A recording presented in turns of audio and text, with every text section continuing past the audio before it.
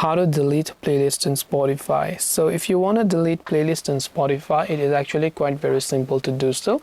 All you have to do is launch a Spotify app, and this is the type of interface that you will be able to see. Now from here, what you have to do is just go to the Your Library option that you can see from the bottom right of the screen, and once you go to the Your Library option there, you'll be able to see a list of playlists that you have. So go to a certain playlist that you would like to delete. Once you are inside that playlist, you will find the three dots option right there.